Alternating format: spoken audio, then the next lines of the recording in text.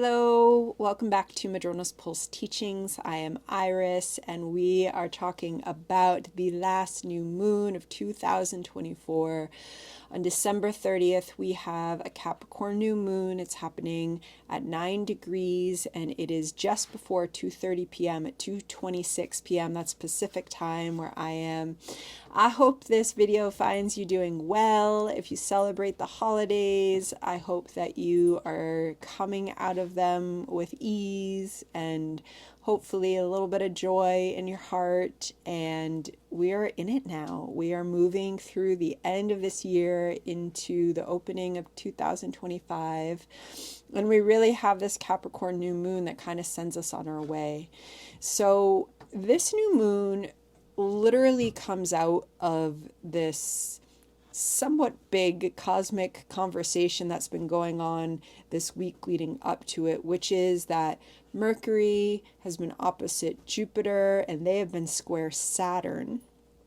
And that Saturn is actually sextiling in a conversation with this new moon. So we've got the sun and the moon there in Capricorn around 9 degrees, and they are talking to that Saturn who's at 14 degrees of Pisces.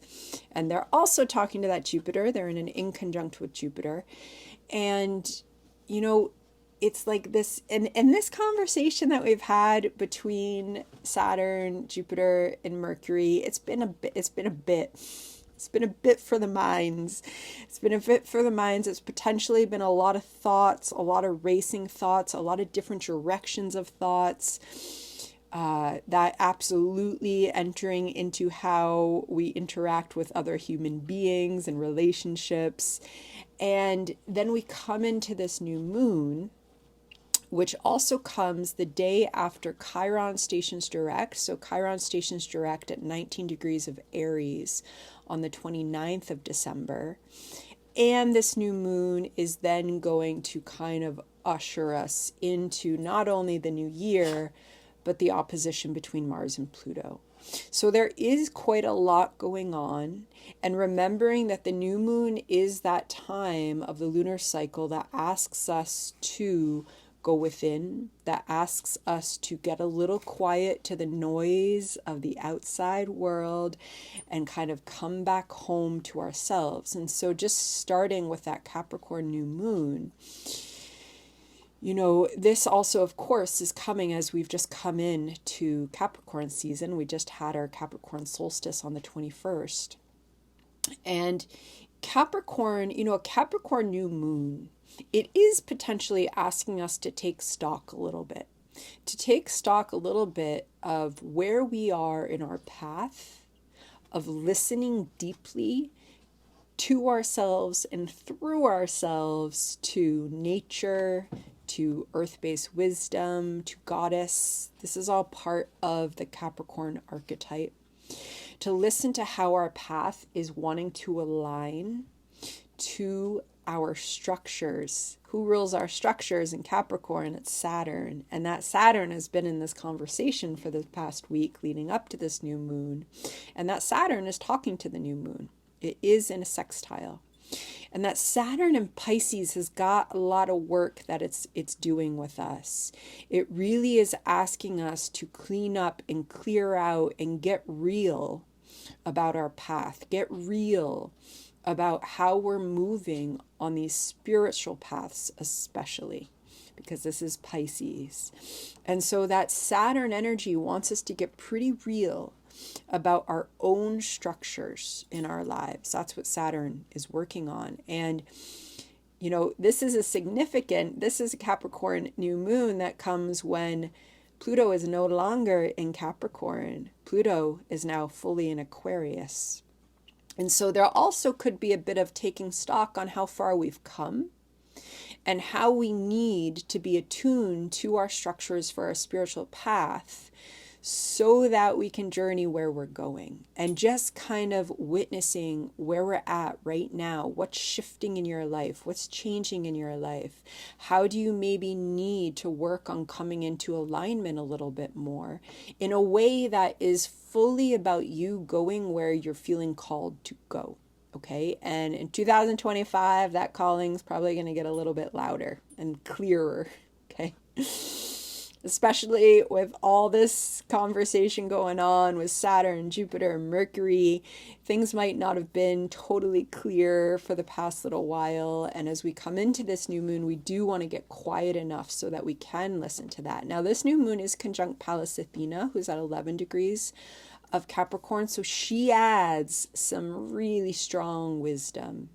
She adds some really strong old crone wisdom. She is here with us. She is fierce, but the awakened and the alivened Pallas in Capricorn, she is able, that's why I say she's old crone. She's not someone who just wants to fight or battle or just stand up and be at the top of the podium or whatever we've been taught, climb that social ladder. The awakened Pallas in Capricorn is just so wise.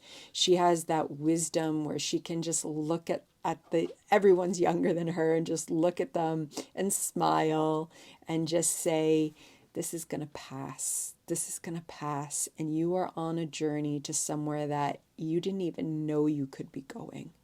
But you are heading there now because we are entering new times, a new age, new possibilities, literally, that weren't possible before are coming to us over in 2025 as we enter 2026. And so as we kind of come into this moment of the new moon, you can really connect with that wise elder self, that old crone, pure. Athena has the owl. She's there. The owl is kind of sitting on our shoulder with this new moon, but we do have to get quiet. It is in those kind of the dark of the new moon. It is in those dark, sleepless hours that we're potentially hearing that wisdom, or alone on the path, whether that's in nature or just going for a stroll, when this new moon wisdom is kind of speaking with us. And especially, this is nicely coming after we've had the intensity of the exact opposition between Mercury and Jupiter, and Saturn being square Jupiter, and we're getting some space with that. So with this new moon, we could also get some clarity, especially if leading up to the 30th, you've been in a little bit of tension, whether that's totally mentally within yourself or that's come from relational, or both.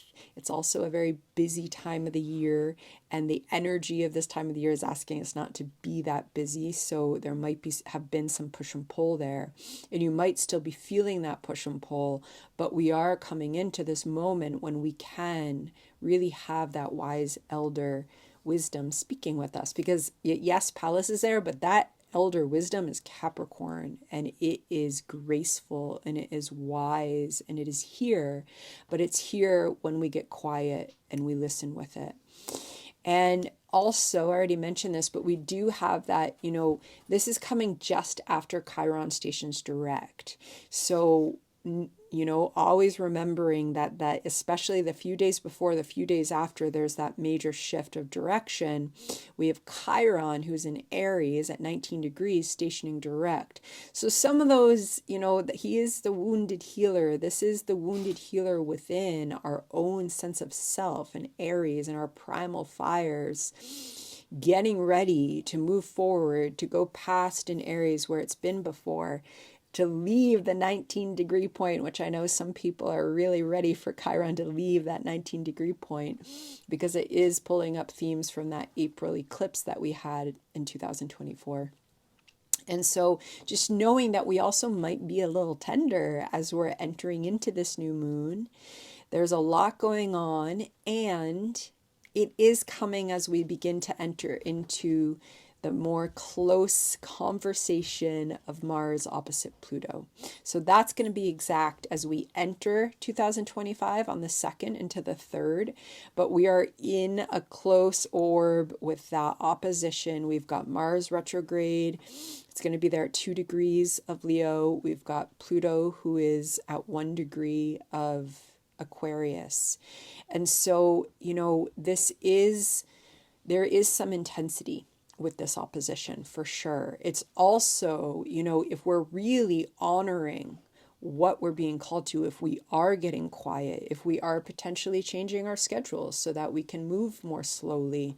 That puts us in a better position to hear how these two archetypes are speaking within ourself. Okay, that Pluto, that soul deep, there's unconscious, there's strong shifts of soul, learning about a call for authenticity and power, learning at the very beginning of that stage of learning to awaken, talking to Mars, who's retrograde in Leo. Mars retrograde in Leo doesn't always want to listen to that elder wisdom, but this Mars is learning. It is slow moving and it is learning so that we can go on a journey with Mars into Cancer and really learn to listen. And just kind of taking that into your intentions with this new moon. What do you want to listen to? What in your own sense of self is undergoing a pretty powerful change right now? And this is something that's in process. It's not going to be over in the first week of January. It is in process through into April in terms of this Mars and Pluto conversation, in terms to this reworking of our primal drive, which is Mars.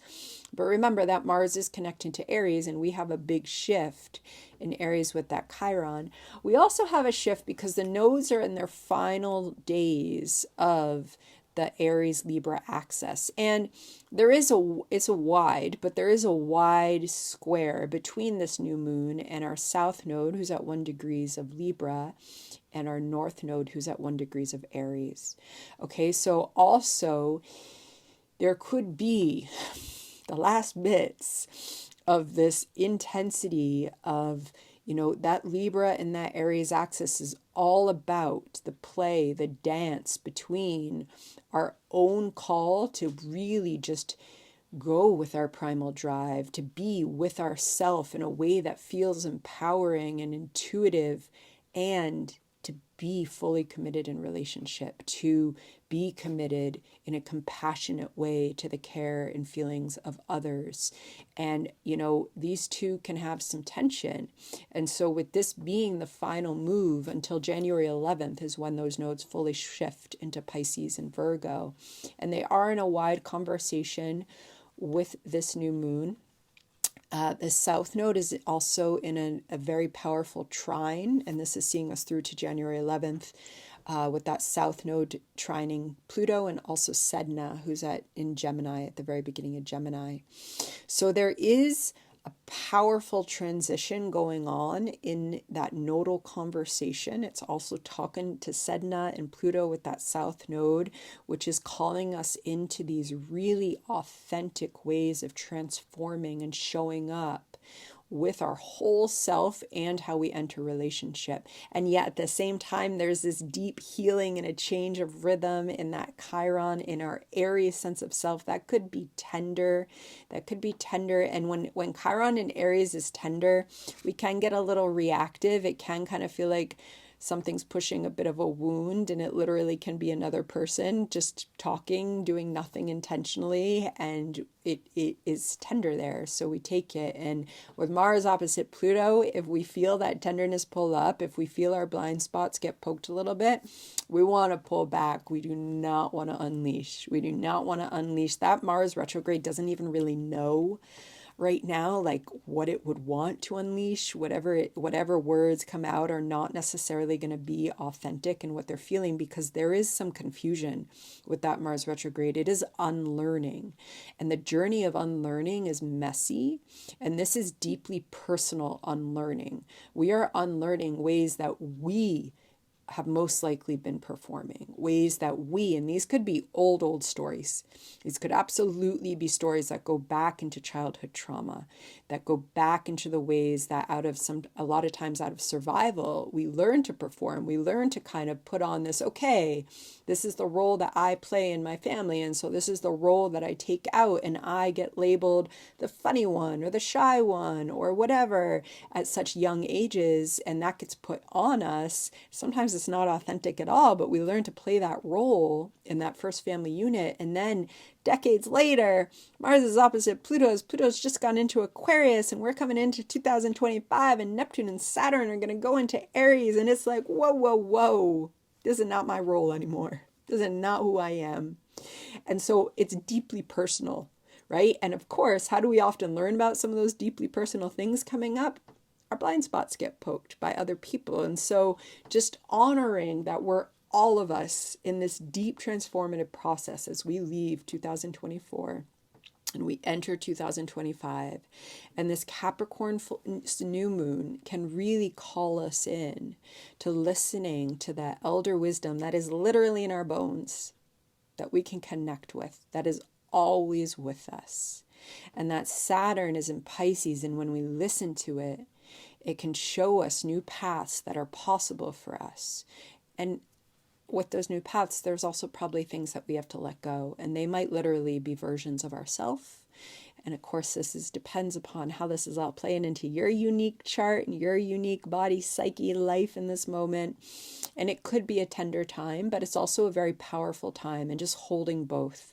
Astrology shows us that this whole, either it's good or it's bad, either it's joyful or there's grief. The binaries, astrology allows both. It says that usually experience is both. And so we're in a moment of both. There could absolutely be grief. And there is a lot of power bubbling up within us, around us, that we can listen to. We don't need to know exactly where it's taking us, because we probably can't see the path entirely clearly at this point.